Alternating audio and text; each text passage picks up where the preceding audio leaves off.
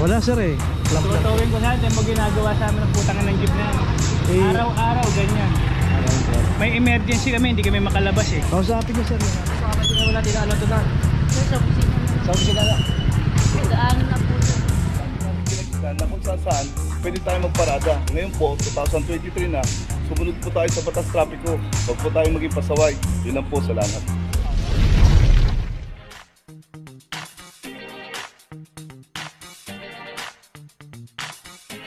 Papajo TV!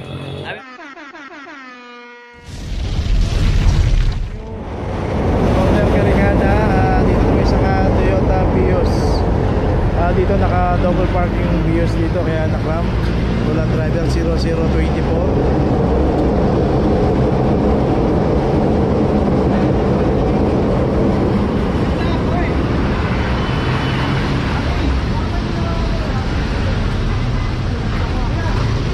So yung bago tayo pumarada dapat iayusan natin na lalo kung may bibilin tayo.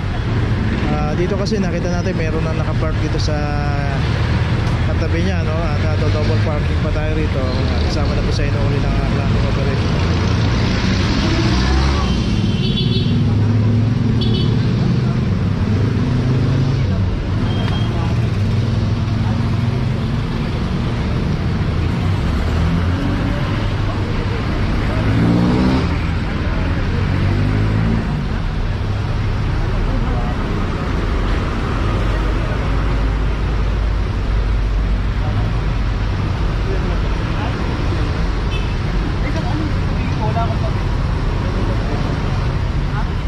So yung may notice na.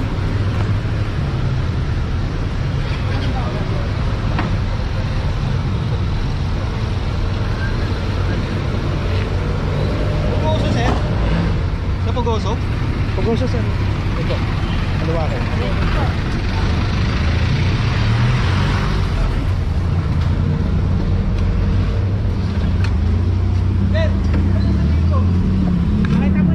Pakita mo yan, bayaran mo 900. Kasi baka bumpusan doon. Okay, location natin Quezon Boulevard. Dito naman yung isang Nissan Sentra, yun yung isang Nissan MB350, merong driver, inalis na lang dito sa pagkakaparada. Ganoon naman po pagka hindi pa nakaklam dumating yung driver, pwede nilang alisin, pero pagka kagaya ito nakaklam na tapos biglang dumating yung driver, hindi na po pwedeng alisin yun. So ito meron ng aklam number 2374. Ayan, makikita natin tong papunta dyan, yung papuntang Quiapo. So dito naman sa kabila, yan yung mga papuntang Launlaan, papuntang Alfonso Mendoza. So dito Mabuhay Lane. Kaya mo kaya plastic. At dito meron na rin notice. Okay, tuloy na po tayo. Location natin Reten Street Corner, San Antonio. Dito naman yung pampasayarong jeep na biyahe Moraita Gastambide. Ito nakaklam na rin 23-13. At saka yung isang Nissan Almera dito. At yung Nissan Almera ito wala rin driver. Alam number 2327. So dalawang sasakyan dito kasi sa kahabaan ng Reten pay parking, pero one side parking lang dito lang pwedeng pumarada. At yung pinaradahan ng dalawang sasakyan na naklam dito bawal. So yun, dapat maging aware tayo pagka pumaparada tayo, no? Dito may mga parking attendant, makipag-ugnayan tayo. Dito meron ding parking slot dito. Ayan, makita natin dami nakaparada. Yan ang maganda, yung mga ganyan. May towing ba kayong kasama? Wala sir eh. Tutawin ko sa atin, mo ginagawa sa amin ang putangan ng jeep na yan. Araw-araw, ganyan.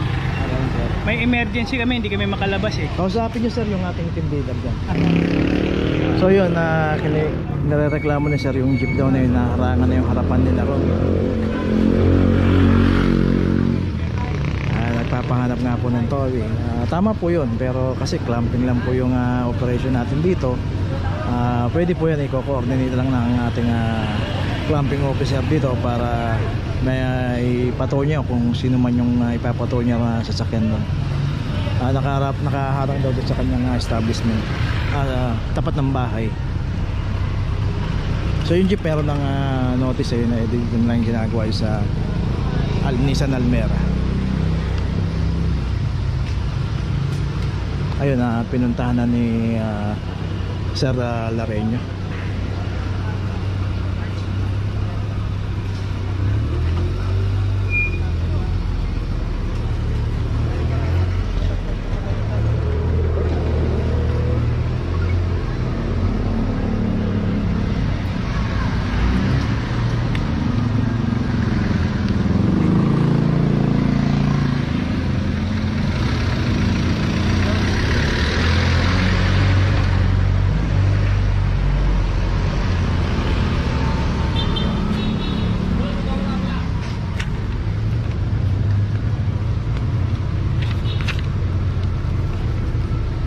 Okay, ito may notice na rin yung Almera.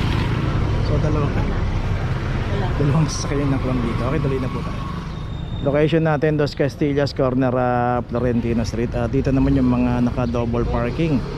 Dito rin kasi sa kahabaan ng Dos Castillas, sa pay parking na to, secondary road. Pero pagka naka-double parking po tayo dito, hinuhuli na po ng clamping operation. Itong isang Toyota Vios, ito meron ng club naka-double parking 2324. At saka yung isang Jelly o Cabango rin dito. Ayan, naka double parking din dito. Ayan, kita nga natin, no? Meron na nga ron, no? Sa bangketa. Tapos meron pa rito.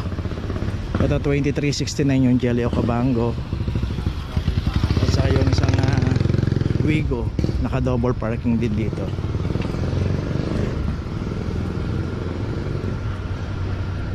$119.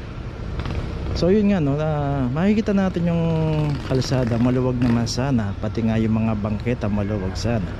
Kaso parang kinukulang na kasi sa dami ng nakaparadang mga sasakyan. So both side may nakaparada na, tapos sisingitan pa natin ng mga double parking. So parang kulang na yung kalsada para mag-produce pa ng mga kalsada para gawing parkingan. Okay, ito may notice na rin. So dalawa na, may notice yung Vios saka Jelly o Cabango. Yung Toyota Wigo na lang ang ginagawan dito. So ganun, meron naman kasing parking attendant dito. Magpa-assist tayo kung saan pwedeng pumarada. Kahit hindi po doon sa tapat ng tinitira natin, maglakad lang tayo ng konti, effort tayo ng konti. Ito kasi maaari ito, kaya dito na rin pumarada kasi tapat na nila to. Pero hindi nga po pwede yun dahil double parking na, tapos both side may nakaparada pa. Parang ginawa na nagmisto lang parkingan na tong kahabaan ng Dos Castillas. In between po to ng Florentino saka ayun yung P. Margal.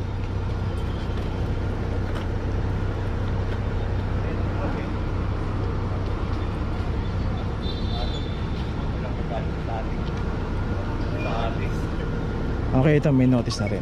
Okay, tuloy na po tayo.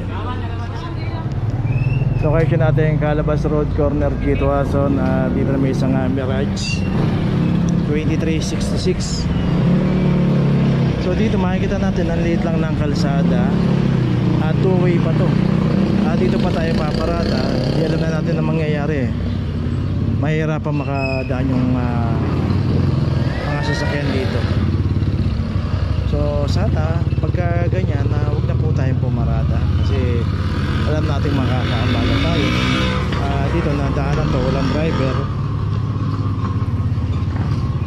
At ito meron na ring aklam. Okay, may notice na. So ganun lang po, pag alam natin masikip na, huwag na po natin ipilit. So yung kahit tawagin pa nila yung may-ari ay nakaklamp na po yan.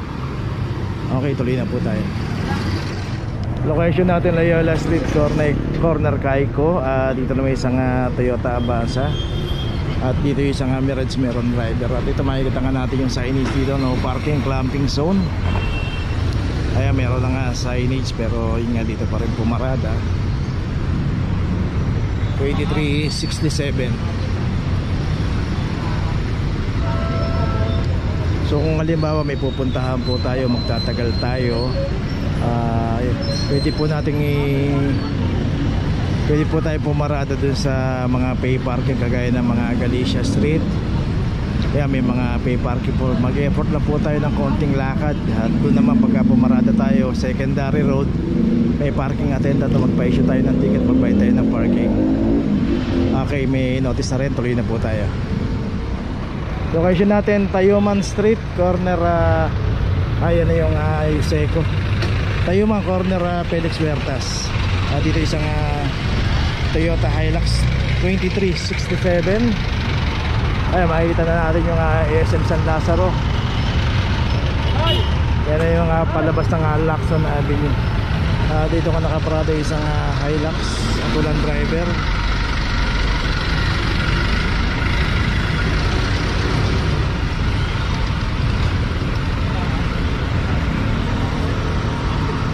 Mga plastic. Dito random po ng pagkainabutan po yung ating sasakyan, walang driver, naka-obstruct, kaya may notice na rin, tuloy na po tayo. Baka pati na wala din ano to na. Sir, sa opisina na lang. Sa opisina na. Daan na po sir. So yun, tinawag ni kuya yung driver, yung may-ari, yun, lumabas kasi nakaklam na po yan. Okay, tuloy na po tayo. Go, go! Dito na ngayon tayo sa opisina ng clamping sa impounding dito sa Central. Dito na po nagtatapos ang ating vlog. Maraming salamat po sa mga subscriber, sa mga viewers, sa mga napadaan po sa ating channel. Maraming salamat po sa mga suporta nyo. Sa mga hindi pa po nakakapag-subscribe, subscribe na po tayo mga kabayan. Maraming salamat po. Mabuhay!